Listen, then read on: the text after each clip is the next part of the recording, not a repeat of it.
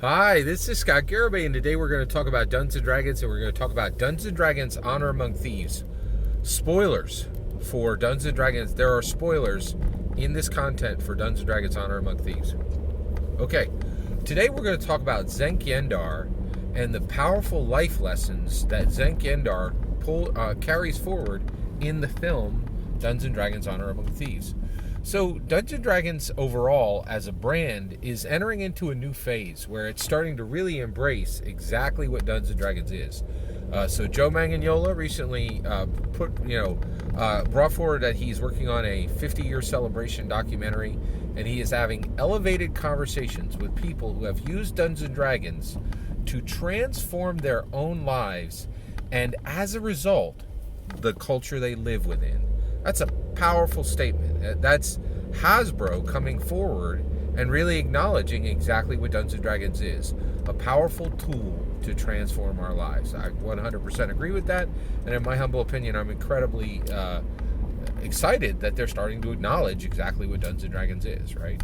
And so basically, there's a lot of very bad reviews about Dungeons & Dragons Honor Among Thieves coming out and saying, and actually praising the film, which is great, but not understanding the film. There's a Twitter guy, Raging Owlbear, came forward, and just one of the bog standard reviews. Oh, this is a fun popcorn movie. You'll have a good time, right? And here's the issue. There's deep statements about science, theology, politics, and philosophy in this film that people are just sailing past, right? Because Daly and Goldstein structured this so that there's a lot of action, there's humor, there's a lot of exciting blockbuster elements on the screen. And so if you're coming to Dungeons & Dragons and you have this expectation that Dungeons & Dragons is a game, right? You're going to find what you're looking for. You're going to find all the elements of a blockbuster, and you're going to just shut your brain off and stop thinking about the deeper meanings. But there's a lot of deeper meanings in Dungeons & Dragons Honor Among Thieves, and many of them come from Xenk Yendar. There's a ton of significant life lessons that are coming out of Xenk Yendar, and also incredibly apt commentary on our own current modern American culture in the film.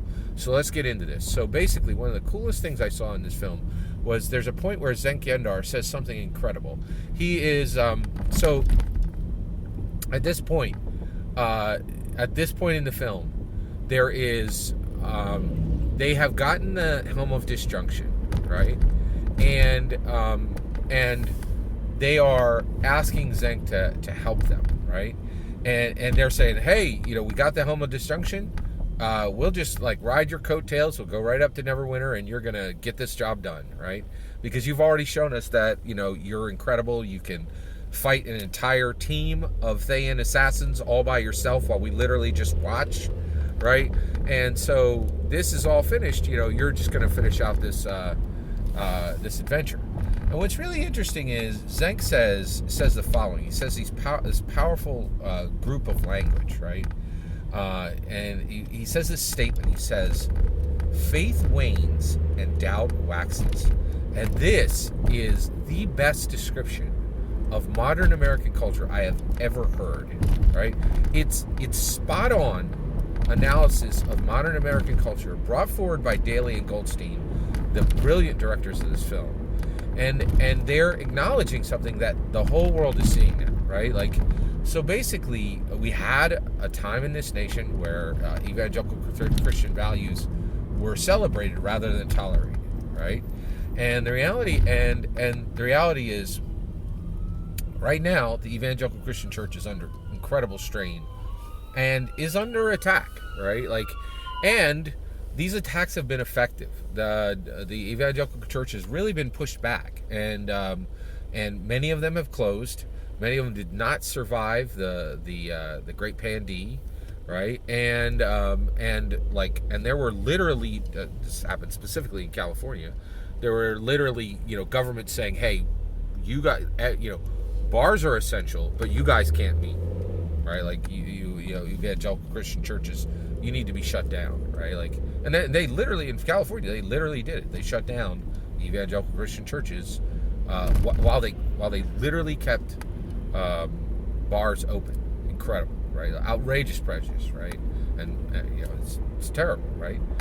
And so the reality is, facts, faith has waned. I can tell you right now, my church, right? We are struggling to get our numbers up. We're way down from what we were from before the Great Pandemic, and we're struggling to attract new people, and faith is waning, right? But I think atheists and agnostics would say, yay, we beat back the American evangelicals, right? But here's the key, right? The idea was that the atheists and agnostics would beat back the American evangelical church, and life would get better for everybody. But that hasn't happened at all, right? Xenk's second statement has come true. Doubt has waxed. Faith has waned, and doubt has waxed, right? And so here we find ourselves, where the atheists and agnostics are successful in successfully shutting down massively important real forward steps like that have been made for hundreds of years, right, by American evangelicals, churches, orphanages, all kinds of actually very real, like, load-bearing supports for American society that have been torn down, right? And the atheists and agnostics are absolutely doing nothing to replace it. And doubt is waxing, right? And so this is one thing that's really interesting. And actually, I've been waiting for this for a while, right? I knew that, just based on the numbers, the nuns, the NONEs, were growing, and the Christian remnant was shrinking, right? But there's going to come a point where when you win, you own the problem, right? And so now we've been in this situation where atheists and agnostics have gotten a whole bunch of things they wanted, and all this was supposed to make life better, and it hasn't, right? Faith has waned and doubt has waxed, and the doubt is massive. Sagar over on Breaking Points recently did this thing where young liberals are the most depressed demographic, right? And across the board, every if you are a person of faith, you are happier. If you are a faithless person, you are sadder, right? What does Dungeons and Dragons Honor Among Thieves have to say about this, right? It says, if you are a person of faith, your life is going to be so strong, your morality is going to be so strong, your basic platform as a human is going to be so strong that you will easily outdo your faithless counterparts. And that's exactly what Xenk does, right? There's a point where everybody's like, hey, please, we just talked about it, everybody, Doric, Simon, Egdin,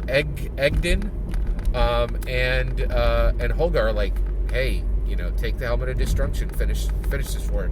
You alone are more powerful than all of us together, right? So in my humble opinion, what this is Dungeons and Dragons coming forward and saying, you guys should return to faith, which is because people of faith rock and faithless people suck, period. Literally 4 of them don't even equal 1 person of faith. That's pretty amazing, right? And that is really amazing, right? That's an incredible statement, right? And that's coming straight out of Dungeons and Dragons. It's a life lesson brought to us by Xenk. It's saying, hey, all you faithless people who shut down a whole bunch of orphanages and made sure that we don't have hospitals, and made sure that the churches that were holding up families, and where a couple who were close to a divorce could go get counseling from their pastor, and talk through their marriage problems. You guys were able to defeat all of it, but you lifted up nothing, right? You built nothing, right? And doubt in your brighter future is now waxing. So you made sure that faith waned, but all that happened was that doubt waxed, right? Exactly like Xenk said, which is incredible, right? And so it is my humble opinion that one of the life lessons brought forward by Xenk Yendar in Dungeons and Dragons is that people of faith are clearly better than faithless people. I 100% agree with this message, right? Every single word of that is my humble opinion. What's important is when I get to hear your humble opinion. When you get in the comments and send your traffic, please consider liking and subscribing, and have a wonderful millennium.